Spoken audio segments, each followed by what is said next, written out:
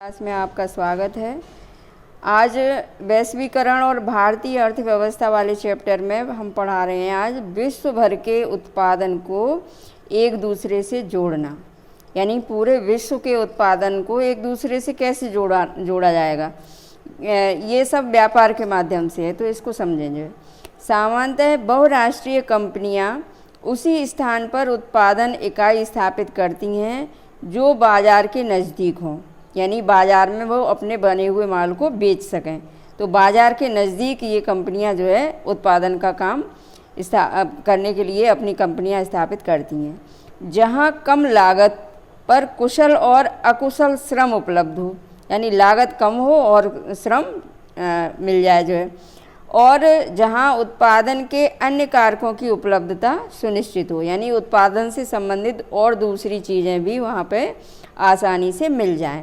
ऐसी जगह वो कंपनियां अपनी कंपनी स्थापित करती हैं। साथ ही बहुराष्ट्रीय कंपनियां सरकारी नीतियों पर भी नज़र रखती हैं जो उनके हितों का देखभाल करती हैं।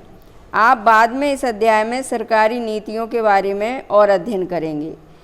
इन परिस्थितियों को सुनिश्चित करने के बाद ही बहुराष्ट्रीय कंपनियां उत्पादन के लिए कार्यालयों और कारखानों की स्थापना करती हैं। पहले ये जो अभी ऊपर बताया जा रहा था वो सभी परिस्थितियां देख लेते हैं, ये बहुराष्ट्रीय कंपनियां देख लेती हैं और तभी वहाँ स्थापित करने की बात सोचती हैं। परिसंपत्तियों जैसे भूमि, भवन, मशीन और अन्य उपकरणों की खरीद में व्यय की गई मुद्रा को निवेश कहते हैं। कहने का मतलब है कि कोई भी कंपनी जब उत्पादन के लिए वो स्थापित करना चाहती है तो भूमि, भवन, मशीन और अन्य उपकरणों में जो पैसा लगता है वो निवेश कहलाता है। बहुराष्ट्रीय कंपनियों द्वारा किए गए निवेश को विदेशी निवेश कहते हैं, यानी जो बाहर की बहुराष्ट्रीय कंपनियां जो दूसरे देश में अपनी कंपनी स्थापित करती हैं और जो पैसा लगता है वो विदेशी निवेश कहलाता है। कोई भी निवेश इस आशा से किया जाता है कि ये परिसंपत्तियां लाभ अर्जित करेंगी। कभी कभी बहुराष्ट्रीय कंपनियां इन देशों की स्थानीय कंपनियों के साथ संयुक्त रूप से उत्पादन करती हैं, यानी बाहर की कंपनियां और उसी देश की जहां वो कंपनियां बाहर की अपनी कंपनी स्थापित कर रहे हैं तो मिल करके भी संयुक्त रूप से भी उत्पादन करती हैं। संयुक्त उत्पादन से स्थानीय कंपनी को दोहरा लाभ होता है। पहला, बहुराष्ट्रीय कंपनियां अतिरिक्त निवेश के लिए धन प्रदान कर सकती हैं, जैसे कि तीव्र उत्पादन के लिए मशीनें खरीदने के लिए पैसा लगा सकती हैं, दे सकती हैं स्थानीय कंपनियों को। दूसरा, बहुराष्ट्रीय कंपनियां उत्पादन की नवीनतम प्रौद्योगिकी अपने साथ ला सकती हैं, यानी नया प्रौद्योगिकी ज्ञान। लेकिन बहुराष्ट्रीय कंपनियों के निवेश का सबसे आम रास्ता स्थानीय कंपनियों को खरीदना और उनके बाद उत्पादन का प्रसार करना। कई बार बहुराष्ट्रीय कंपनियां, जो विदेशी कंपनियां आती हैं, दूसरे देश में जाती हैं, तो वो वहाँ की स्थानीय कंपनियों को खरीद लेती हैं और इसके बाद अपना उत्पादन बढ़ाती हैं। अपार संपदा वाली बहुराष्ट्रीय कंपनियां यह आसानी से कर सकती हैं। उदाहरण के लिए एक बहुत बड़ी अमेरिकी बहुराष्ट्रीय कंपनी कारगिल फूड्स ने परख फूड्स जैसी छोटी भारतीय कंपनियों को खरीद लिया है। अब परख फूड्स ने भारत के विभिन्न भागों में एक बड़ा विपणन तंत्र तैयार किया था जहां उसके ब्रांड काफ़ी प्रसिद्ध थे, यानी ये पहले से फेमस थी लेकिन अमेरिका की कंपनी ने इसको खरीद लिया। परख फूड्स के 4 तेल शोधक केंद्र भी थे जिस पर अब कारगिल का नियंत्रण हो गया है। अब कारगिल 50 लाख पैकेट प्रतिदिन निर्माण क्षमता के साथ भारत में खाद्य तेलों की सबसे बड़ी उत्पादक कंपनी है। वास्तव में कई शीर्षस्थ बहुराष्ट्रीय कंपनियों की संपत्ति विकासशील देशों की सरकारों के संपूर्ण बजट से भी अधिक है। कहने का मतलब ये है कि बहुत ये जो है बहुराष्ट्रीय कंपनियों के पास पैसा होता है। ऐसी अपार संपत्ति वाली बहुराष्ट्रीय कंपनियों की शक्ति और प्रभाव पर विचार करें। बहुराष्ट्रीय कंपनियां एक अन्य तरीके से उत्पादन नियंत्रित करती हैं। विकसित देशों की बड़ी बहुराष्ट्रीय कंपनियां, यानी जो देश विकास कर चुके हैं वहाँ की बड़ी बड़ी बहुराष्ट्रीय कंपनियां छोटे उत्पादकों को उत्पादन का ऑर्डर देती हैं, यानी जो छोटे छोटे उत्पादन हैं उन्हें सामान बनाने का ऑर्डर देती हैं, जैसे वस्त्र, जूते, चप्पल और खेल का सामान, ऐसे उद्योग, जहां विश्व भर में बड़ी संख्या में छोटे उत्पादकों द्वारा उत्पादन किया जाता है और बहुराष्ट्रीय कंपनियों को इन उत्पादों की आपूर्ति की जाती है। यानी छोटे उद्योग इस सामान को बना करके बहुराष्ट्रीय कंपनियों को देते हैं और फिर इन्हें अपने ब्रांड के नाम से, फिर बड़ी कंपनियां अपने ब्रांड के नाम से ग्राहकों को बेचती हैं। इन बड़ी कंपनियों में दूरस्थ उत्पादकों के मूल्य, गुणवत्ता, आपूर्ति और श्रम शर्तों का निर्धारण करने की प्रचंड क्षमता होती है। अब इस प्रकार हम देखते हैं कि बहुराष्ट्रीय कंपनियां कई तरह से अपने उत्पादन कार्य का प्रसार कर रही हैं और विश्व के कई देशों की स्थानीय कंपनियों के साथ पारस्परिक संबंध स्थापित कर रही हैं। स्थानीय कंपनियों के साथ साझेदारी द्वारा आपूर्ति के लिए स्थानीय कंपनियों का इस्तेमाल करके, यानी उनके साथ काम किया और मतलब माल की पूर्ति होने लगी और स्थानीय कंपनियों से निकट प्रतिस्पर्धा करके अथवा उन्हें खरीद कर बहुराष्ट्रीय कंपनियां दूरस्थ स्थानों के उत्पादन पर अपना प्रभुत्व जमा रही हैं। यानी ये कंपनियां विदेशी होती हैं, परिणामतः दूर दूर स्थानों पर फैला उत्पादन परस्पर संबंधित हो रहा है।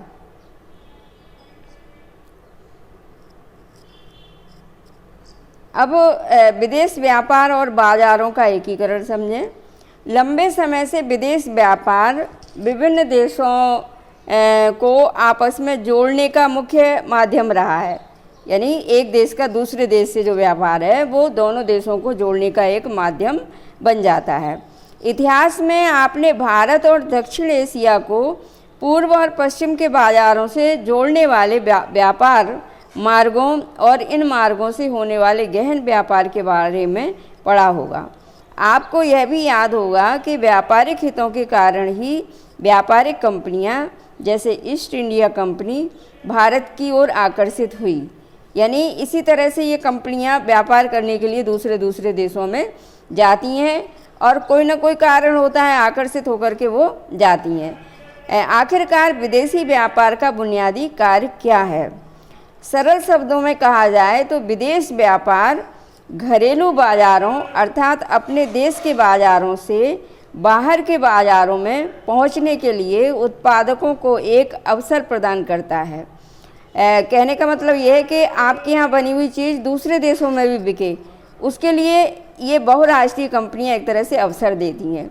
उत्पादक केवल अपने देश के बाज़ारों में ही अपने उत्पादन नहीं बेच सकते हैं, बल्कि विश्व के अन्य देशों के बाज़ारों में भी प्रतिस्पर्धा कर सकते हैं इन कंपनियों के माध्यम से, इनके संपर्क में आने से। और इसी प्रकार दूसरे देशों में उत्पादित वस्तुओं के आयात से खरीदारों के समक्ष उन वस्तुओं के घरेलू उत्पादन के अन्य विकल्पों का विस्तार होता है। अब भारत में चीन के खिलौने, इस चीज़ को समझें। चीन के विनिर्माताओं को भारत में खिलौने निर्यात करने को एक अवसर का पता चलता है कि मतलब चीन को इस बात का पता चलता है कि हमारे खिलौने भारत में बिक सकते हैं, जहां खिलौने अधिक मूल्य पर बेचे जा रहे हैं।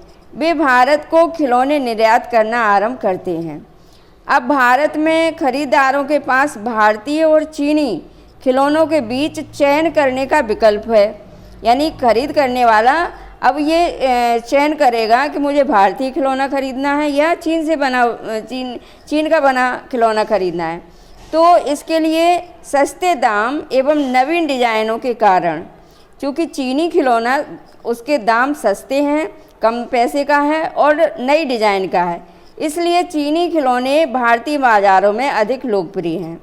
एक वर्ष में ही खिलौने की 70 से 80% दुकानों में भारतीय खिलौनों के स्थान पर चीनी खिलौने ने स्थान ले लिया है। और इसका कारण यही है कि चीनी खिलौने सस्ते हैं और नए मॉडल, नई डिज़ाइन के हैं।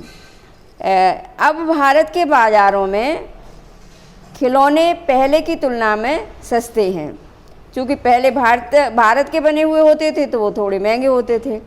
यहाँ क्या हो रहा है, व्यापार के कारण चीनी खिलौने भारत के बाज़ारों में आए, भारतीय और चीनी खिलौनों में प्रतिस्पर्धा हुई। प्रतिस्पर्धा में चीनी खिलौने बेहतर साबित हुए। भारतीय खरीदारों के समक्ष कम कीमत पर खिलौनों के अपेक्षाकृत अधिक विकल्प हो गए। ये मतलब वो पसंद कर सकता है कि मुझे कौन सा खिलौना खरीदना है, मतलब जो उसे अच्छा लग रहा है उसे वो खरीदेगा।